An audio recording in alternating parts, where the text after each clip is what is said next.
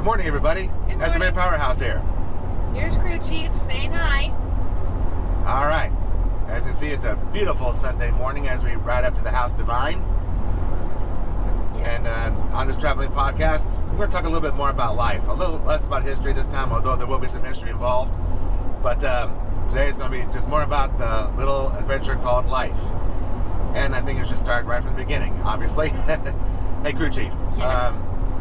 Man, I'll tell you what. You know, as far as couples go, well, first off, every couple has their own unique story about how they met and how they got to where they are now.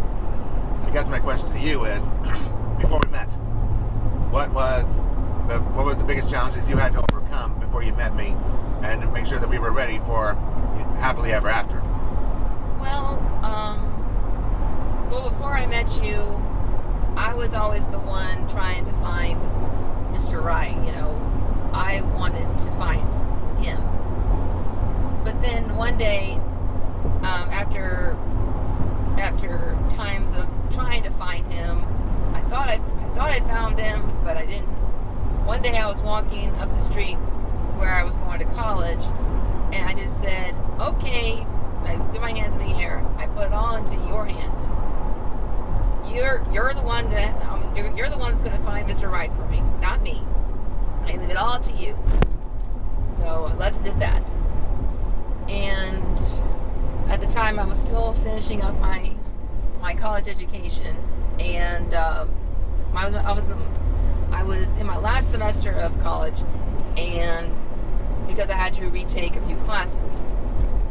So thankfully, I found a part-time job via a friend of mine, a part-time job working on campus in a convenience store. And many times nothing would be happening, so it would be a good time for me to do my homework. You know, I would sit there on Saturdays for the 6-hour shift, and maybe one or two people came in. The rest of the time I was sitting near the cash register doing my homework. One day I was finishing up my Saturday shift, and I had to bring my boss his key back. So I drove over to the football stadium because my boss was working the concession stands at the football stadium. And so trying to find him, I finally found him, gave him the key, and I went on with my way. My sister was also going to college at the same time, so they were going to Walmart or something afterwards. So she'd wait in the car for me, so I just went on my merry way. Then a couple days later, actually the next day or so, an ex-boyfriend of mine sent me a message about someone that I should meet. And I thought, okay. So I started chatting with you, Powerhouse, via Messenger, and brief introduction about myself, and then you suggested we meet at an event there on campus. I was like, okay. So decided to meet, and lo and behold, the rest is history. Very divine history, if you ask me. Very lovely history. And I guess what I was trying to draw is that, you know, everyone has different life experiences that shape who they are. Which specific life experience made you realize that you wanted to find the one and only forever after? I guess wanting to find my happily ever afters, because my parents had a great marriage. My grandparents, wonderful marriages. You know, great examples for me to look at, because I wanted to have something like they have. And I mean, they had, from what I understand, they had their rough moments. You know, What couple doesn't? Exactly. But I wanted something that lasts forever. I didn't want to be something that just lasts for a short time, and then the passion fades, and then the people get divorced, and I guess just watching my parents, you know, work through their marriage. I mean, sometimes I can hear them through their bedroom door, and I can hear them, you know, arguing about things, but that's as far as it went. As far as, they didn't really raise voices at each other. They just argued, and they they talked. And if you can't talk with your happily ever after, whoever that is, if there's no communication, there's nothing. And obviously there was communication with my grandparents on my mom and my dad's side. I mean, they both couples had long marriages.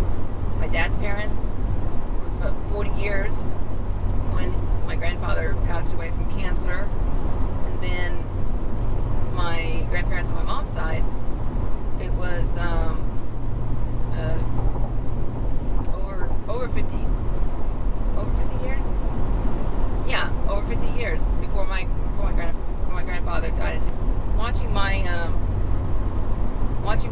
grandparents, you know, live out their marriages, and parents live out their marriage, you know, I basically followed their example. I wanted to have what they had. That's awesome. That is awesome. And yeah, it really does come from seeing the best examples out there. Before I get to why I chose happily ever after, let me just review what happened before me. Let me discuss what happened before I met you. Well, first off, you know, in school I was always the nerd, I was always the geek, the dweeb, you name it. I mean, call me capital loser, okay? Oh. And then sure enough, you know, it does take for a geek and a dweeb, but it takes a whole lot of gumption and a whole lot of guts just to ask a girl just to even for a little dance on the dance floor. I mean, I'll tell you what, I was absolutely mortified. But when they said yes, I was like, oh, thank God. And then just try to learn how to dance, well, that was a whole nother ballgame in itself. But, you know, with practice comes better, I guess. Anyway, so, and then in high school, you know, had a girlfriend or two, but it was mindless puppy love. It was whatever, you know. I started to realize what was, you know, mindless puppy love, and I started to realize what it takes to have a real commitment with real love. So, out in college, as I was working up for my degree as well, I thought I met someone who could really be forever material, but no. Whenever you are consistently picking a fight just to make up, and that's all your relationship is off of, that's toxic, okay? So I've seen some mindless puppy love, I've seen some toxic stuff, and it was not pretty.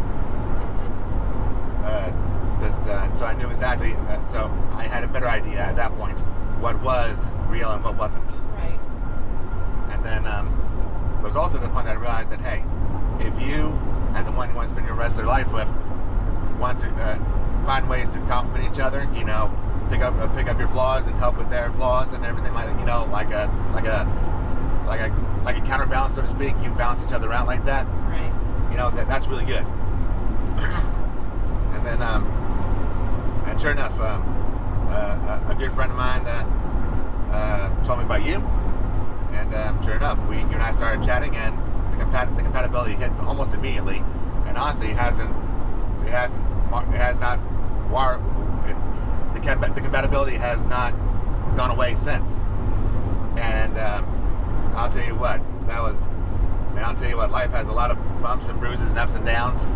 And of course, you know, you and I have had our differences here and there, but hey, we're still here.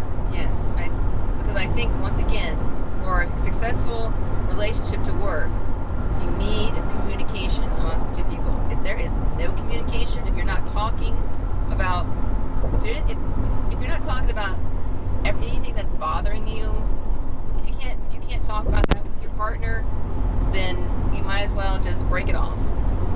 And I am grateful that we've had our, like you said, we've had our different disagreements. I mean, we're two different people, obviously.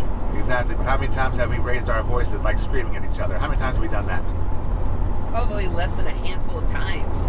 Exactly, and that's not very often. No, because what do you accomplish with yelling? Nothing. Absolutely nothing. You wear out your voice and you can't talk. That's basically all it comes down to. Plus, let's face it, it's really good to talk about our differences when we're emotionally charged. No, it's not. It's best. That's why if I'm feeling kind of mad or something, I just don't say anything at all, because, and same thing with you. We don't say anything at all because we're worried that if we say something, we'll regret it. Exactly, and we don't want to say anything that could be irreparable or Right. damaging. And Right. because it's one thing you never want to do, because Crew Chief, you are my life. Sorry, and you are to me, Powerhouse. I love you. And I love you too. And actually, can I say this about how long we've known each other? Not necessary. Okay.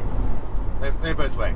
We've Crew Chief and Powerhouse have been together for almost 20 years at this point, including dating. Yes. And we talk pretty much about everything. And obviously the central theme in our relationship is constant and honest and truthful communication. Yes. I was raised not to lie, because if you just lie, you're just holding yourself. It's going to get you back in the end. It's going to get you back. And especially in today's technology world where everybody's recording everything. Yep. Guilty as charged here. The truth is going to come out one way or another. Yep. So guys, if you're thinking about lying one bit, made a mistake. The truth will be found out. So honestly, it's always the best policy. Stick with it. And ladies, that goes with you too. You know, be honest with your man. Be honest with your partner. Be honest with them. Absolutely. All right. Now we're about halfway to our house divine. Mm-hmm. Now, even though we're both raised in the Christian faith, we were in different denominations. Yes. I'm more in line with the Catholic faith, while you're more in line with the Baptist faith. We'll leave it at that. But let me ask you this: what did you find? You're raised in the Baptist faith. What did you enjoy the most in your Baptist years? Well, I mean, the church that I grew up in, is in Houston, and basically, there's a picture of me as a baby, and it's like a fourth generation kind of picture. So 4 generations of my family have gone to this church. But anyway, I mean, I learned a lot. I met quite good people. I had a few friends. I didn't have a big group of friends. I'm pretty much, I keep to myself a lot. Even when I was younger and now, I still keep to myself a lot. But I guess, the fellowship I had with the people that were my age, like being in the youth choir and just being in choir and participating in that, I was able to have a fellowship time with people of my own age, older and a little bit younger. And even at one point, my sister and I were both in the youth choir for like 1 year or so before I graduated high school. Anyway, I don't know. I mean, just the church I grew up with gave me a lot of common sense values. Thou shalt not steal, thou shalt not commit adultery. Every church does that. Yes. So I think my church, my faith in using your common sense, faith in that. Yep. As for me, like I said, I'm not pure Catholic. My denomination was half Catholic, if that makes any sense. If you know your religious denominations, then you know which denomination we're talking about.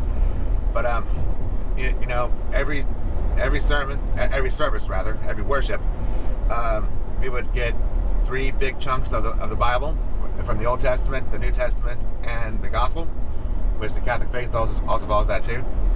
But I honestly didn't realize how close we were to the Catholic faith until I went to my first Catholic service when I was a teen. And then I saw the similarities. I was like, wow, so we are part Catholic. Okay, so yeah, as someone once said, our denomination is same exercises but half the guilt. A comedian said that. Okay, so I was always raised on hearing the Bible pretty much every day. I mean, it's not the entire Bible, but obviously it's considerable stories that all intertwine one way or another, and that's where the preachers come in and they connect it and show how it should relate to our everyday lives. And I've always been born and raised around amazing preachers and rectors at the churches that I've been to. And then top on that, with a full-length choir every Sunday worship, and an amazing old school organ with pure raw sound of a real organ from way back when. Oh man, you talk about an amazing spiritual experience from start to finish, and that's why I've always stuck with this faith. I will say, the church I grew up in, always, be a part of me. Lately I feel like more like a visitor than a member because I've been gone for so long.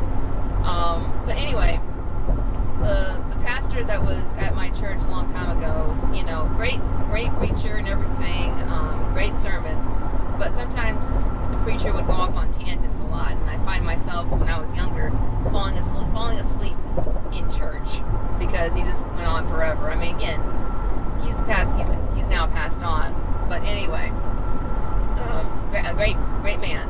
He was a great preacher. Just he went off on tangents a lot, and I tried to go to a similar church there while I was in college, and it had some good qualities, keep my faith going. But sometimes the sermons didn't really relate to me very well. But then Powerhouse, after I started dating you and I started attending services at your church, the sermons were more in line, they were to the point, and I could relate to them.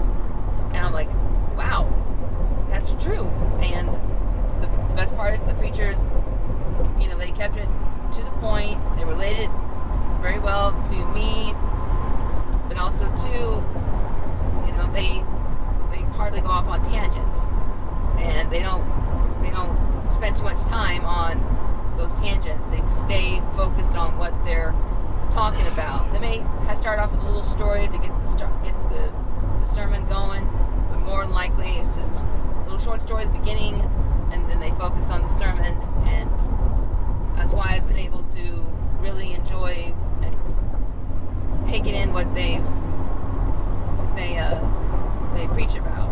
And again, a lot of times I can relate to it, So the sermons have been more relatable ever since you've been coming to my church?